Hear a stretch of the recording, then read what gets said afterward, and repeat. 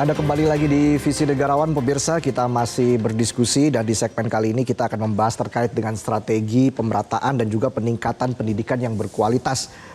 Prof. Arief, tadi kita sempat singgung ya di segmen sebelumnya, di segmen 2 begitu, bahwa memang kesehatan adalah faktor penting. Harus sehat dulu, baru cerdas dan juga sejahtera begitu ya Prof. Arief. Tapi soal menerapkan strategi pemerataan dan juga peningkatan pendidikan yang berkualitas ini ke depan yang paling krusial harus diperhatikan itu seperti apa, Prof? Ya, pertama masalah bicara pendidikan itu bicara 4 hal. Satu bicara kurikulum, 2 bicara sarana prasarana, ketiga bicara soal sumber daya, berarti termasuk guru, dosen dan sebagainya, keempat bicara relevansi. Jadi saya kira 4 isu itu yang menjadi isu kritis yang ada di Indonesia ini. Nah, termasuk yang kelima bicara akses, ya saya kira 5 hal yang penting. Nah, memang bicara pendidikan juga harus holistik, mulai mulai pendidikan PAUD ya, usia dini sampai pendidikan tinggi. Dan kita ini punya salah satu problem di Indonesia kan antara SMA dengan perguruan tinggi. Karena apa? Karena 3,7 juta lulusan SMA itu yang bisa diterima hanya 1,8. Artinya ada 1,9 juta orang yang tidak bisa terima di perguruan tinggi. Dan APK kita, angka partisipasi kasar pendidikan tinggi kita ini kan 31,45. Sekarang mungkin sudah naik 32. Ini juga di ASEAN kita lebih rendah daripada Thailand yang sudah mencapai 49%, kemudian Malaysia 43, Filipina 35. Ya kita jangan bandingkan dengan Korea sudah 92 ya, Jepang 70 dan Singapura 92 dan sebagainya. Nah, poin penting adalah bagaimana meningkatkan akses bagi masyarakat lulusan SMA kepada pendidikan tinggi ini. Menurut saya penting untuk memetakan lulusan SMA seperti apa.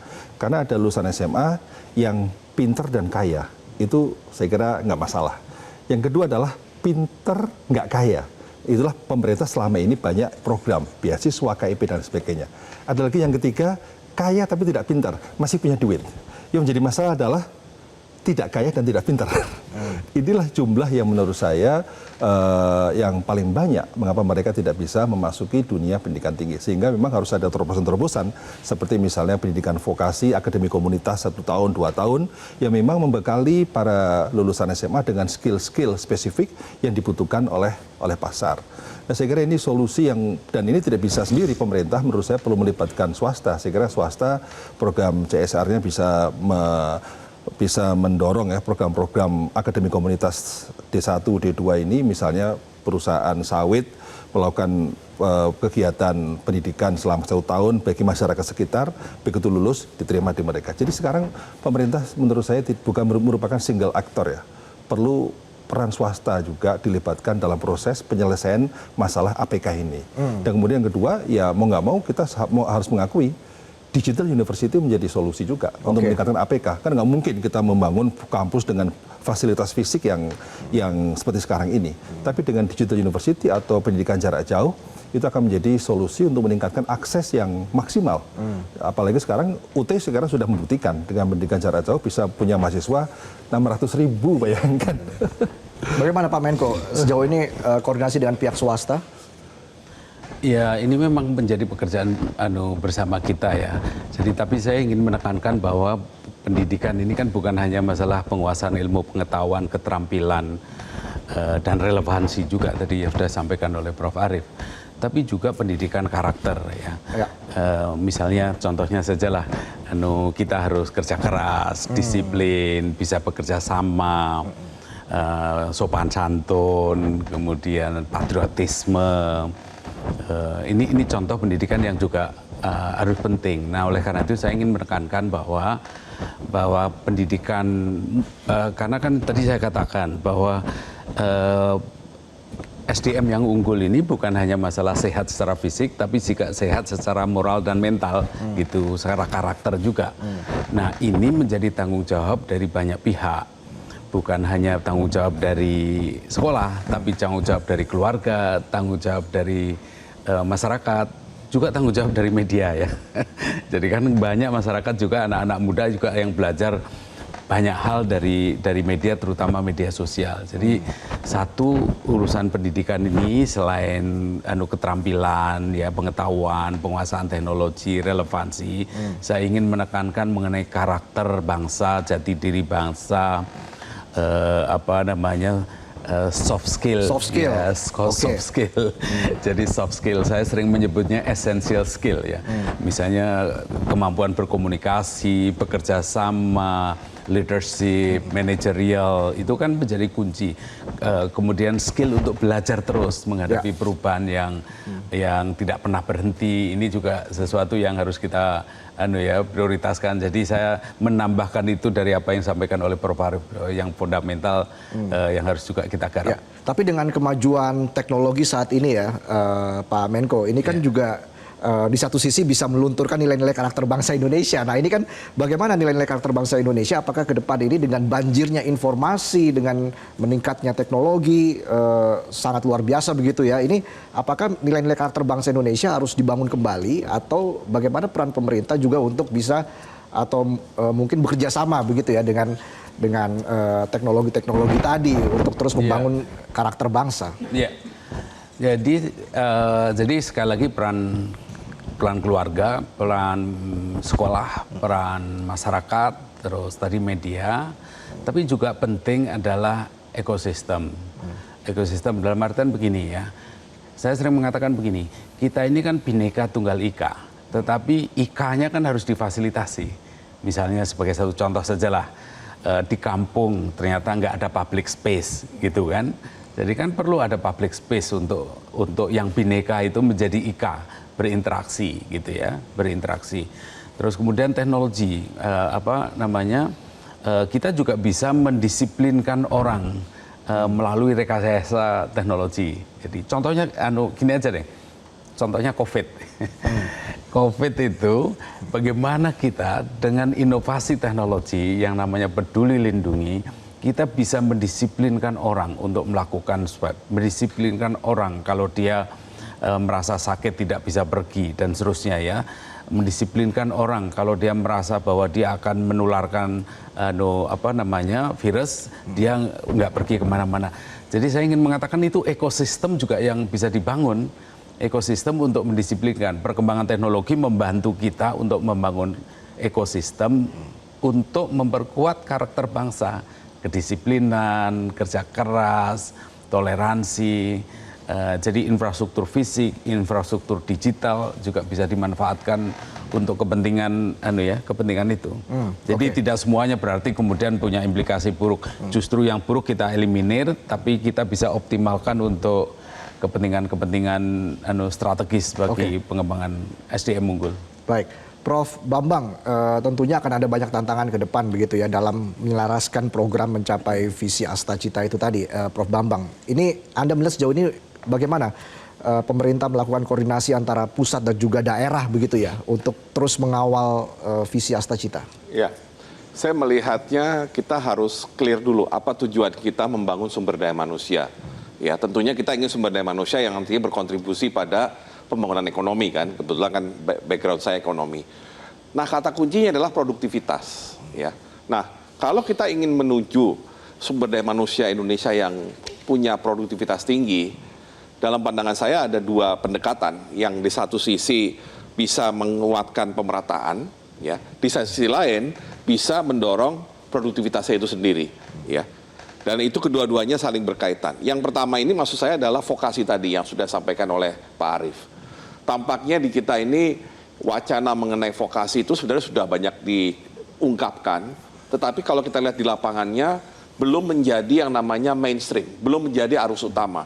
Terus terang kita harus pahami bahwa sebagian besar orang tua masih ingin anaknya itu masuk jalur akademik. Padahal jalur akademik itu kemudian ketika katakan sampai sarjana, tidak mudah mencari kerja yang bisa memberikan income yang cukup. Padahal kan tujuannya untuk sekolah setinggi mungkin adalah mendapatkan income yang cukup. Kenapa? Karena produktivitasnya tidak tercapai. Barangkali tidak harus semua ke akademik. Tapi sebagian itu akan lebih baik kalau dia berkembang dari jalur vokasi. Dan kalau jalur vokasi ini bisa difasilitasi dengan baik, itu akan meningkatkan angka partisipasi dari murid-murid di Indonesia untuk bisa mendapatkan pekerjaan dengan produktivitas tinggi yang artinya upahnya pasti bagus. Artinya income-nya itu cukup dan bisa kan mengurangi kemiskinan, ya.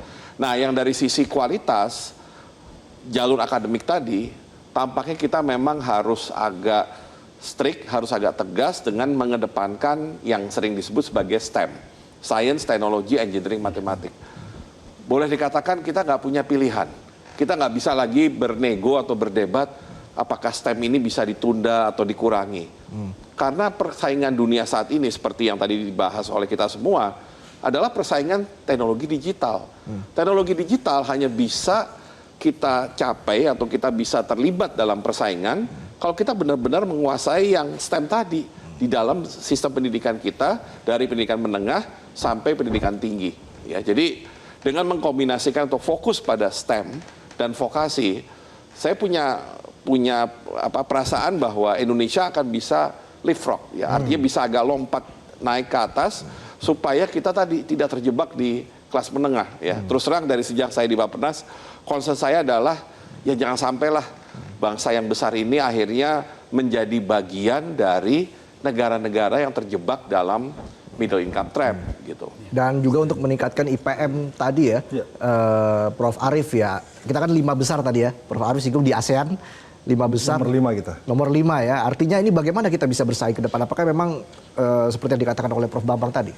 Ya memang ini adalah harus menjadi sebuah gerakan nasional, gerakan kolektif ya untuk menciptakan sebuah pendidikan holistik tadi. Jadi pendidikan usia dini sampai pendidikan tinggi dalam sebuah semangat baru untuk meningkatkan kualitas manusia kita untuk menuju Indonesia emas. Jangan sampai mereka menjadi beban pembangunan. Nah, oleh karena itu kebijakan-kebijakan yang harus dilakukan dalam bidang pendidikan menurut saya dari dasar, menengah dan juga tinggi saya kira juga harus menyatu. Mengapa? Karena soal APK tadi yang saya sampaikan itu juga tergantung dari kualitas pendidikan menengah. Kalau kualitas pendidikan menengahnya kurang mendukung, maka akan menjadi input buat pendidikan tinggi. Artinya output SMA adalah input buat pendidikan tinggi. Jadi kalau outputnya kualitas dari SMA sendiri tidak bagus, saya kira akan berdampak pada pendidikan tinggi. Sehingga sekali lagi itu holistik dan SMA tergantung SMP tergantung SD, SD tergantung taman kanak-kanak dan seterusnya. Ya, baik soal STEM tadi ya. Menarik ya Pak Pratikno, mungkin ada yang ingin menambahkan tadi. Ya, saya setuju ya. Memang persaingan dunia, pertumbuhan ekonomi dunia ini juga didrive oleh STEM. Jadi penguasaan STEM ini menjadi sesuatu yang penting.